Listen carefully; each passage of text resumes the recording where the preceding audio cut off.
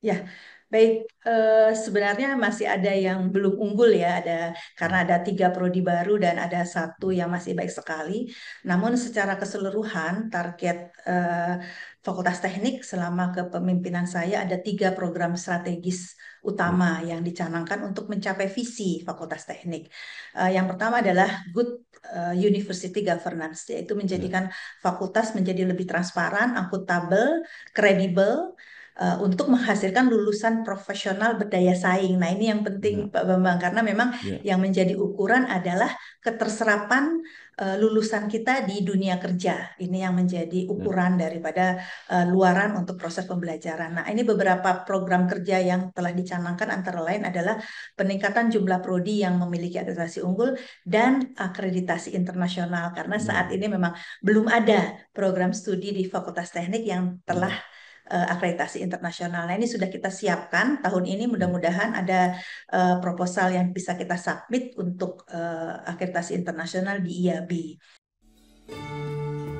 Telah terbit Majalah Kampus Indonesia edisi keempat Februari 2025. Dengan topik utama fenomena UT, siapkan IT dan dosen untuk 1 juta mahasiswa. Untuk informasi pemasangan iklan dan berlangganan, silahkan hubungi kontak yang tertera di dalam video.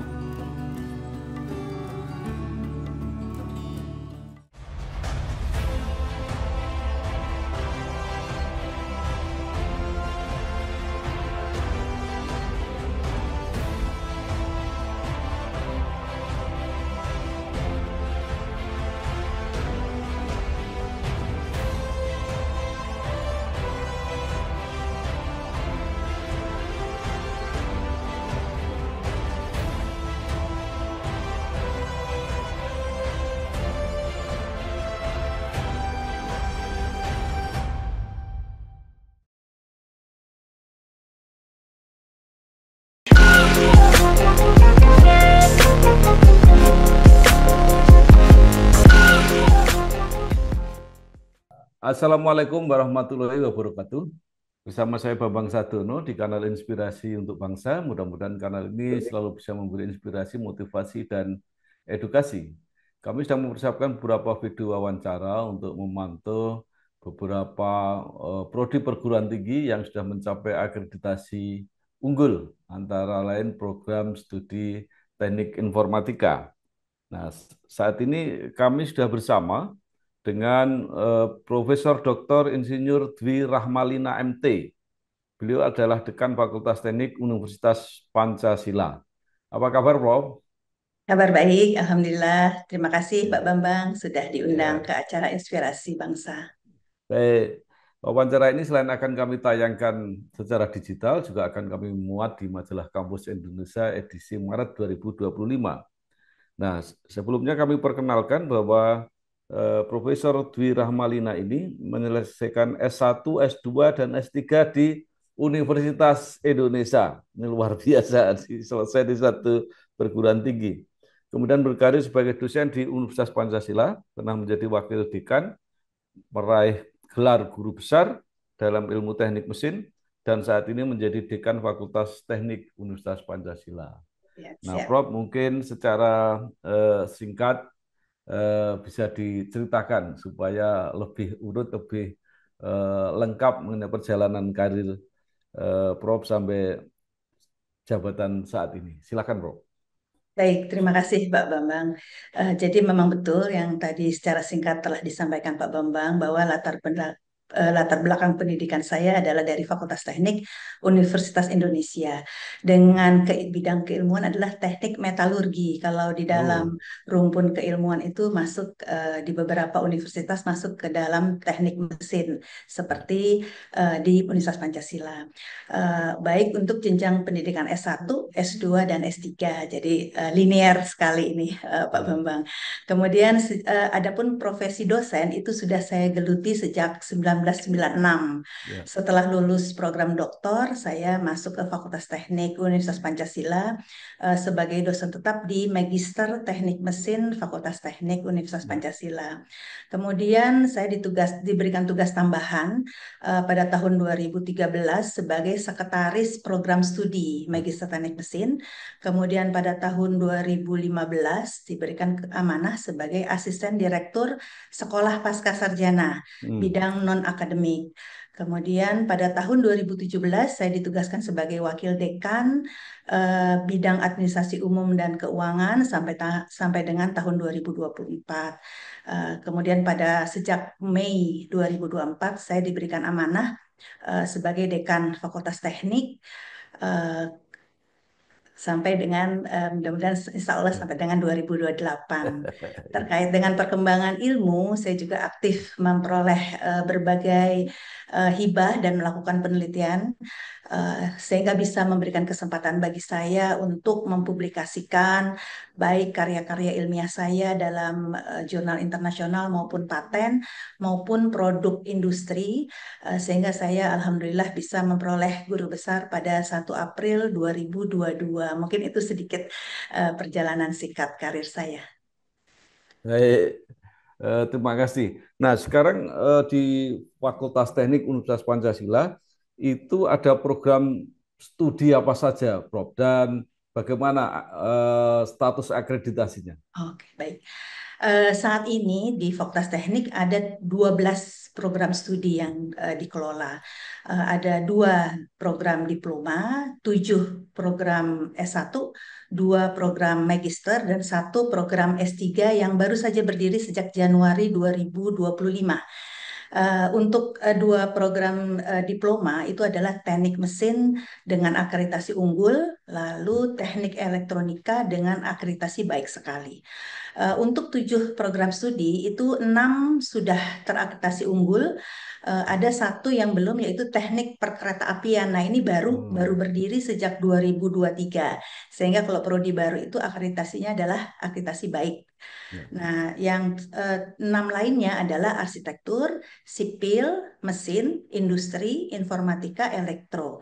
Nah, itu semua sudah terakreditasi unggul.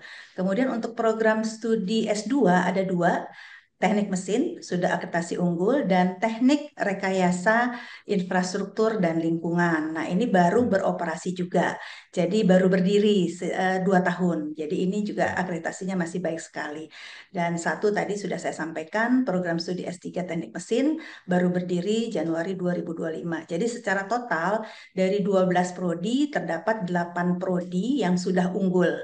1 prodi baik sekali, ini D3 elektronika, dan 3 prodi baru dengan akreditasi minimal yaitu baik. Seperti itu, Pak Bambang. Baik, Prof. Nah, banyak program studi sudah unggul. Nah, kebetulan kami ini sedang memantau mengenai prodi teknik informatika yang di banyak tempat masih menjadi tren bahwa peminatnya sangat besar. Nah, seperti apa di Universitas Pancasila? Baik, memang teknik informatika ini merupakan program studi di Fakultas Teknik yang paling banyak peminatnya. Jadi Ya, animonya paling besar. Alhamdulillah sudah berhasil meraih unggul sejak 6 Agustus 2023 yang ya, sebelumnya A, akreditasinya A ya, sejak ya, 2018. Nah, beberapa faktor penting yang ya, mensupport perolehan keunggulan ini adalah adanya langkah-langkah strategis untuk mencapai ya, visi keilmuan prodi. ya, Di mana visi keilmuan prodi itu adalah prodi yang unggul memenuhi kebutuhan masyarakat industri di bidang rekayasa perangkat lunak ya. dan aplikasi cerdas berdasarkan Hmm, nilai-nilai luhur Pancasila. Jadi kita ada kekhasannya yaitu berdasarkan nilai-nilai luhur Pancasila yang ditanamkan oleh universitas. ya, Nah, visi ini dikawal dan dituangkan dalam rencana pengembangan dan sasaran mutu dan didukung oleh rencana kerja dan anggaran yang disusun setiap tahun. ya, Ini meliputi seluruh aspek tridharma, baik pendidikan, kemudian penelitian maupun PKM yang secara berkala itu kita monitor dan evaluasi mengikuti siklus PPEPP namanya. Itu adalah penetapan, pelaksanaan, evaluasi, pengendalian dan peningkatan yang merupakan sistem penjaminan mutu yang dilakukan secara internal dan juga diarahkan oleh LAM Infocom. Dan juga kita punya ISO, Pak Bambang. Kita Ya. punya ISO 9001 2015 dan ISO 21000 2018 yang sudah diterapkan di Fakultas Teknik. Nah, kemudian dari sisi pembelajaran, program studi Teknik Informatika juga sudah menerapkan kurikulum berbasis OBE, jadi Outcome Based Hmm. Education yang didukung oleh Sistem Informasi Learning Management System. Jadi kita sudah pakai LMS. Nah, kemudian pembelajaran yang dilakukan berbasis riset dan industri yang terintegrasi dan berpusat kepada mahasiswa. Kita sebut juga sebagai student centered learning. Nah, pembelajaran ini menghasilkan dampak yang nyata dengan menurunnya rata-rata masa studi. Jadi performa masa studinya itu meningkat. Yang tahun 2023 itu rata-rata lulusannya masa studinya masih 4,17 tahun. Nah, saat ini di 2024 sudah 3,99 tahun. Oh, Jadi ada yang lulus 3,5 tahun seperti itu, banyak. ya. Dengan rata-rata IPK selama 3 tahun terakhir itu adalah 3,34. Jadi sudah di atas standar yang ditetapkan. Nah, kemudian proses pembelajaran ini juga dimonitor secara berkala, baik kita ukur kepuasannya oleh mahasiswa, jadi kepuasan mahasiswa terhadap pembelajaran kita ukur, begitu juga terhadap lulusan, kompetensi lulusan. Nah, prodi ini, Teknik Informatika juga mempunyai roadmap penelitian dan PKM Ya. yang mendukung visinya dan memperhatikan perkembangan teknologi karena kita tahu sekarang adalah transformasi digital eranya. Ya. Dan 4 fokus bidang penelitian dan PKM utama di Teknik Informatika itu ada e-business, ada AI, Artificial Ya. Intelligence, kemudian ada Supply Chain Management, dan ada Internet of Things. Nah, ini yang banyak peminatnya. Nah, kemudian proses Tridharma ini didukung oleh sarana prasarana laboratorium yang lengkap. Itu Ya. ada laboratorium AI, laboratorium Artificial Intelligence, ada laboratorium Software Ya. Engineering, ada laboratorium Security and Network yang dimiliki oleh prodi ini dan juga didukung oleh Pusat Kajian Artificial Intelligence. Nah, kita punya pusat kajian Pak Bambang yang Ya. telah bekerja sama antara lain dengan Kemeninfo dan industri seperti Bisa AI. Nah, inilah yang digerakkan oleh dosen dan melibatkan mahasiswa. Jadi mahasiswa juga terlibat. Kemudian peningkatan kompetensi lulusan, si prodi juga sudah berhasil mengikut sertakan Ya. lebih dari 100 mahasiswanya keluar. Jadi berkegiatan di luar kampus. Kemarin itu ada program MBKM dengan industri, lalu ada dengan PTN, lalu ada juga program seperti penelitian dosen dan seterusnya, studi independen. Jadi itulah mungkin Ya. faktor-faktor yang Ya. mendukung sehingga program studi Teknik Informatika bisa meraih unggul seperti itu, Pak Bambang. Telah terbit edisi digital dan cetak. Majalah Politik Indonesia edisi ke-6 Februari 2025. Membahas mengenai Hari Pers Nasional 2025, dinamika perjuangan media cetak hingga kondisi media siber di Indonesia. Untuk informasi dan berlangganan dapat menghubungi kontak yang ada di video.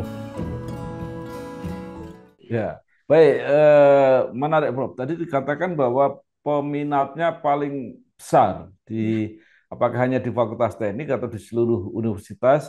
Nah, tapi yang pengen saya tanyakan adalah angkanya seperti apa itu? Artinya seberapa peminatnya, berapa yang Oke, diterima dan baik, sebagainya, Prof. Ya. sebentar. Saya akan mencari data. Jadi betul, Ya. memang peminatnya itu cukup besar. Jadi kalau saya bisa melihat data di ukuran di 2024 terakhir ya, Pak Bambang ya, itu Ya. pendaftarnya sekitar 1.282 dan diterima itu sekitar 500 untuk 3 tahun terakhir. Jadi kalau diprosentasekan ya kira-kira sekitar 20% ya, seperti itu Ya. yang Ya. diterima. Jadi memang paling banyak ini Jadi peminat. yang mendaftar berapa dan diterima berapa tadi, Prof? Untuk 3 tahun terakhir itu 1.200, 1.200 seribu dua yang ratus diterima. delapan puluh dua, yang diterima Ya. 505. Itu Ya, yang berarti mohon maaf Pak Bambang, ya, yang lulus seleksi 505, tapi yang diterima ya. 462. 400 ya, enam jadi puluh dua. Jadi 30%-an kira-kira. ya betul. Sepertiga. Ya, Ya, baik. ya Ya. betul. Nah, Prof tadi juga dikatakan bahwa Universitas Pancasila ini mempunyai apa ya, mempunyai misi, mempunyai karakter gitu ya. Nah, ini Ya, yang program informatika ini kan banyak bersinggungan dengan banyak hal ya. Ada moral, ada apa namanya, informasi yang tidak bisa dipertanggungjawabkan dan sebagainya. Nah, bagaimana cara mewarnai eh, ini tadi, misi tadi dimasukkan ke eh, para calon ahli di bidang informatika ini? baik. Terima kasih Pak Bambang pertanyaannya. Jadi kita ada mata kuliah wajib universitas atau kita sebut MKWU ya, dan ada mata kuliah wajib fakultas. Nah, untuk MKWU itu kita menjamin bahwa nilai-nilai luhur Pancasila itu akan tertanam di mahasiswa Ya, melalui ada kepancasilaan, lalu ada pendidikan kewarganegaraan, lalu ada mata kuliah umum lainnya seperti bahasa Indonesia dan bahasa Inggris. Nah, di tingkat fakultas kita ada kegiatan namanya PKBN, ya, Pendidikan Karakter Bela Negara, dan ya. itu diberikan di semester 2 untuk seluruh mahasiswa baru. Lalu kita ada mata kuliah Etika Profesi, dan itu juga Hmm, wajib diikuti oleh seluruh mahasiswa yang ada, baik tidak hanya di informatika dan juga di ya, prodi lainnya, seperti itu. Dan kemudian ada beberapa pembekalan soft skill, kita juga sering menghadirkan alumni untuk senantiasa memberikan arahan, kemudian terkait dengan pembekalan di dunia kerja dan seterusnya. ya, Jadi ada beberapa memang pembekalan-pembekalan yang kita lakukan. Lalu implementasi nilai-nilai luhur Pancasila tidak hanya di pembelajaran, tapi ya, juga terkait dengan penelitian dan roadmap untuk kegiatan pengabdian kepada masyarakat.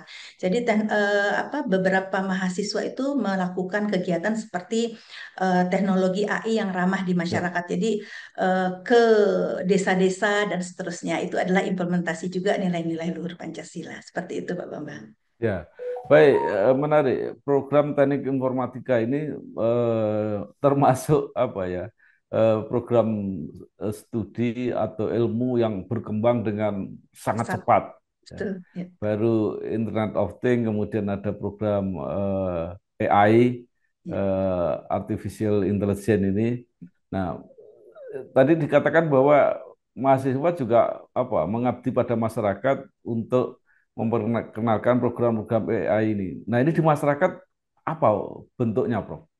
Ya, seperti kesadaran terhadap AI ya. Jadi kan ada Ya, beberapa mungkin ada beberapa AI yang sedang dibutuhkan ya. Nah, itu ya, sudah diterapkan kepada masyarakat. Jadi contohnya penerapan AI yang simple bagi masyarakat, kita pernah hmm, teman-teman di program studi teknik informatika pernah ke Cirebon untuk hmm, mengenalkan bagaimana ya, eh, bantuan sistem informasi dalam melakukan pembukuan pada usaha UMKM mereka seperti itu. hmm, Nah, kemudian ada juga bagaimana mengontrol ya, konsumsi elektrikal listrik ya, pada rumah tangga. Nah, itu sesuatu yang saya pikir memang bermanfaat dan ya, melibatkan juga mahasiswa untuk sehari-hari karena memang itu dibutuhkan juga dalam saat ini. Mungkin hmm, kalau anak muda sudah familiar ya, namun untuk ya, misalnya untuk ibu-ibu yang mempunyai apa namanya wirausaha kelas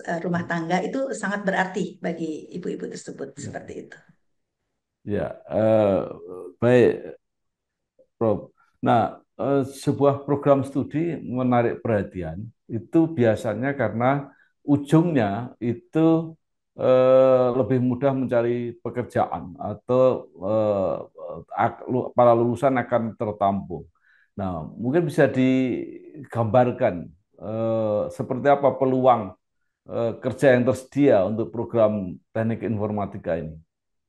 Baik, eh, jadi apalagi sudah terakreditasi unggul ya Pak Bambang ya. Ya, Ini alhamdulillah ya, jadi ini membuka peluang dan mempunyai dampak yang sangat baik ya, terutama dari segi kalau karena kita dari PTS jumlah mahasiswa pasti ya, sangat menjadi prioritas bagi kita. Jadi jumlah mahasiswanya juga akan stabil. Lalu kita juga mempunyai kerjasama dengan industri. Nah, peluang ini juga perolehan akreditasi unggul ini akan meningkatkan peluang untuk kerjasama antara lain penawaran magang, lalu studi independen, lalu ada peluang penelitian dan terus terutama juga prospek karir. Utamanya adalah ke arah rekayasa perangkat lunak dan aplikasi cerdas berbasis AI, di mana tentu saja tadi disampaikan bahwa peluang kedua bidang ini tersebut juga sangat tinggi ya. Nah, kalau kita lihat dari sisi yang sudah diserap, lulusan yang sudah diserap, alumni IT ini ada hasil penelusuran alumni atau tracer study itu dari 59% alumni yang bekerja di perusahaan multinasional itu 51% di Ya, industri. Lalu itu termasuk yang internasional. ya, Dan kemudian antara lain itu ada yang kerja di Triple Dot Studios, itu game, ya, perusahaan game ya. Lalu kemudian ada yang di nasional itu ada yang kerja di Netwave, bisa ya, AI itu sekitar 39%. Sisanya adalah wirausaha atau lokal seperti itu. Jadi ya. eh, memang peluang untuk bekerja di industri itu banyak dan sudah banyak berkiprah juga di industri, baik industri nasional maupun internasional. Ya. Ya. Baik, Prof. Mungkin di antara para alumni itu ada yang apa, yang menonjol atau mungkin yang populer dikenal di masyarakat. Eh, Mungkin yang ada satu orang saya lupa namanya yang bekerja di Ya, itu tadi Triple Dot Studios game ya, dan saya ya, mohon maaf nanti mungkin ya, bisa saya susulkan. Kemudian ya, ada yang di Netwave dan seterusnya itu tadi untuk alumni teknik informatika. ya. Ya. Baik, Prof. Sekarang pindah di luar teknik informatika karena tadi juga disebutkan bahwa banyak lagi apa prodi-prodi yang cukup berprestasi dan akreditasi unggul. Mungkin ada yang bisa diceritakan untuk prodi-prodi yang lain. Untuk yang akreditasi unggul. Ya, Oke, baik.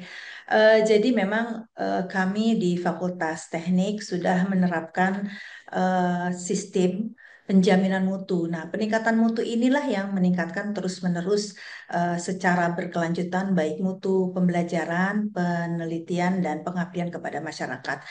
Target utama kami karena proses bisnisnya adalah proses bisnis pendidikan utama, lalu hasilnya adalah kompetensi lulusan. Berarti ukurannya di sini adalah bagaimana kinerja lulusan tersebut terhadap masyarakat maupun industri. ya, Dari beberapa alumni Fakultas Teknik itu sudah banyak yang berkiprah di internasional di luar negeri, seperti Schneider itu ada alumni dari Teknik Elektro sudah menjabat sebagai pejabat tinggi di sana. Kemudian ada yang di Siemens Australia itu juga dari Teknik Elektro.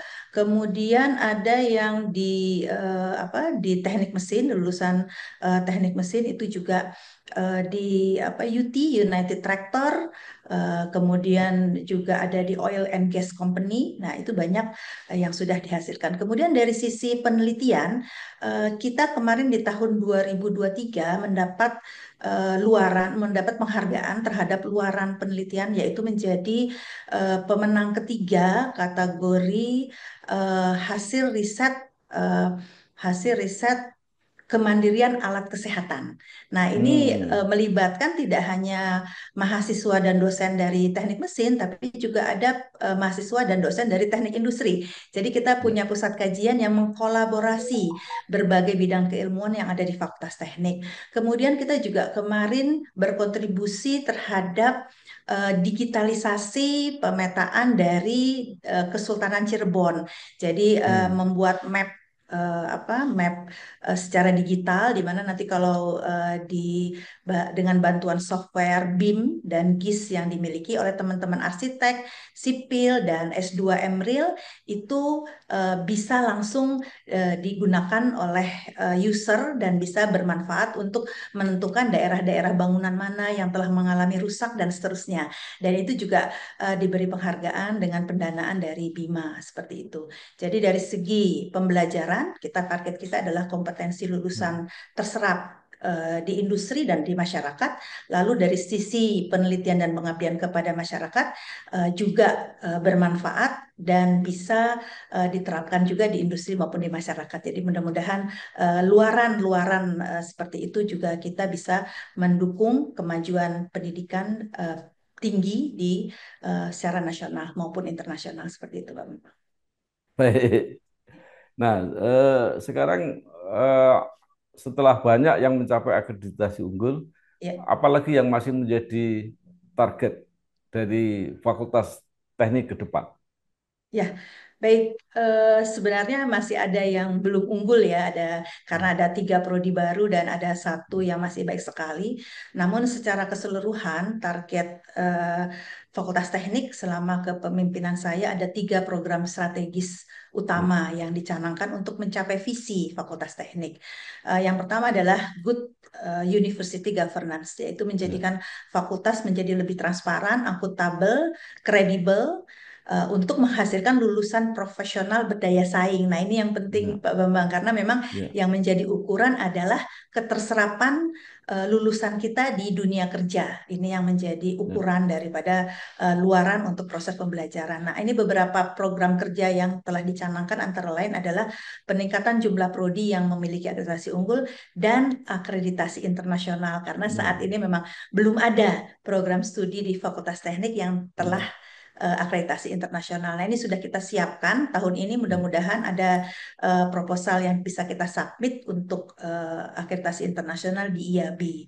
Kemudian juga yang perlu ditingkatkan untuk GUG ini adalah prestasi mahasiswa, baik nasional maupun internasional, serta juga peningkatan soft skill daripada kompetensi lulusan di ya, Fakultas Teknik.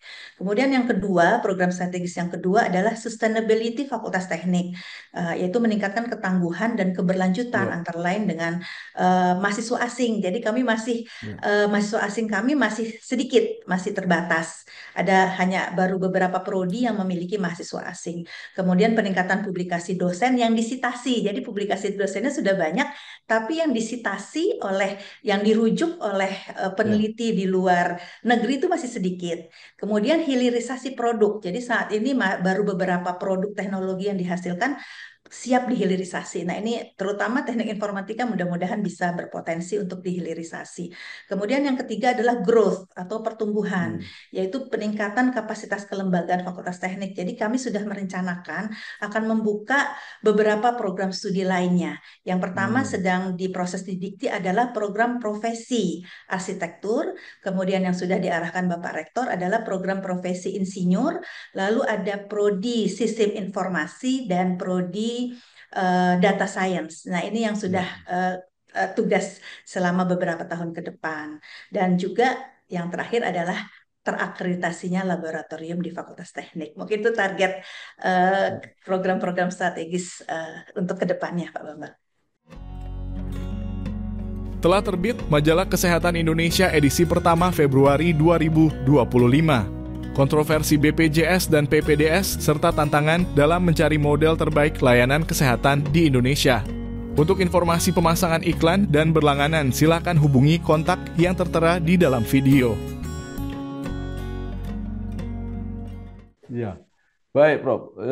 Program seperti arsitektur itu kan program studi yang sudah sangat lama, sudah sangat tua. Ya. Eh, itu perkembangannya seperti apa dan masa depannya seperti apa?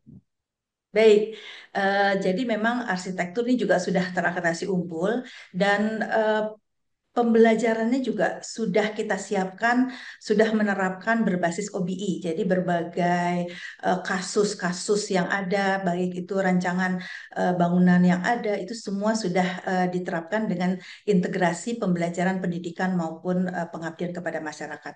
Nah, arah dari apa namanya arsitektur ini mengarah kepada ke arah lokal. Jadi ada heritage di Ya, situ.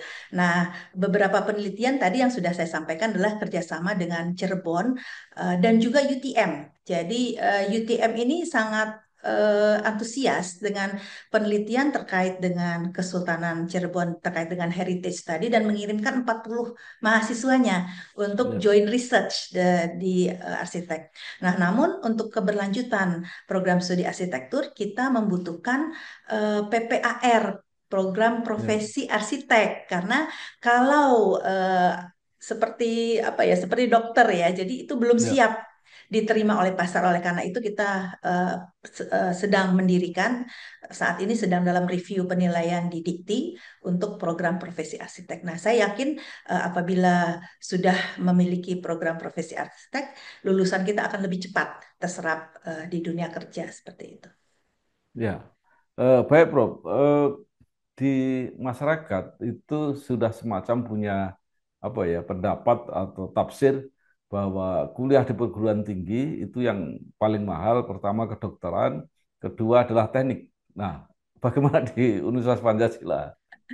Baik, ya, tapi kalau di Universitas Pancasila, kita karena kita berdasarkan nilai-nilai luhur Pancasila, selama beberapa tahun ini kita belum menaikkan biaya pendidikan, Ya, Pak Bambang. baik. Jadi eh, kita masih sama, serupa seperti S1 di fakultas selain teknik ya. Namun kita mempunyai beberapa kemudahan. Ada Ya, beasiswa yang diberikan oleh universitas terhadap mahasiswanya yang berprestasi, baik akademik maupun hmm, non-akademik. Nah, kemudian juga tersedia eh, kemudahan dalam pembayaran. Jadi, eh, angsurannya adalah 3 kali, namun bisa diajukan dengan ketentuan tertentu, dengan syarat dan ketentuan berlaku, bisa 6 kali. Seperti itu. Jadi hmm, setiap bulan bisa dibagi 6. Nah, kemudian selain dari beasiswa akademik dan non-akademik, ada juga beasiswa bagi yang menjabat sebagai ketua himpunan yang aktif di hmm, kelembagaan. Kemudian juga ada beasiswa anak pegawai. Jadi bagi yang orang tuanya bekerja di Universitas Pancasila hmm. itu ada beasiswa yang diberikan. Jadi ada beberapa macam keringanan-keringanan yang bisa diterima oleh mahasiswa Fakultas Teknik. Untuk calon mahasiswa itu juga kami menerima berbagai jalur. Jadi ada beasiswa prestasi itu berdasarkan nilai rapot. Ya, Kemudian juga ada beasiswa yang diberikan oleh Pemda seperti eh, apa? Dulu itu KIP namanya ya. Lalu di Jakarta itu juga ada KJMU atau apa gitu namanya, Jakarta, dari Jakarta, dari Pemda Jakarta. Nah, itu juga banyak yang diterima di Fakultas Teknik Universitas Pancasila. ya, baik, Prof. Nah, terakhir begini, di beberapa perguruan tinggi swasta itu ada kecenderungan mahasiswa barunya menurun. Salah Ya, satu alasannya karena banyak perguruan tinggi negeri yang memperbesar kapasitas penerimaan mahasiswa barunya. betul. Apakah itu juga terjadi di Universitas Pancasila, khususnya di Fakultas Teknik? Baik, eh, itu betul mempengaruhi animo mahasiswa.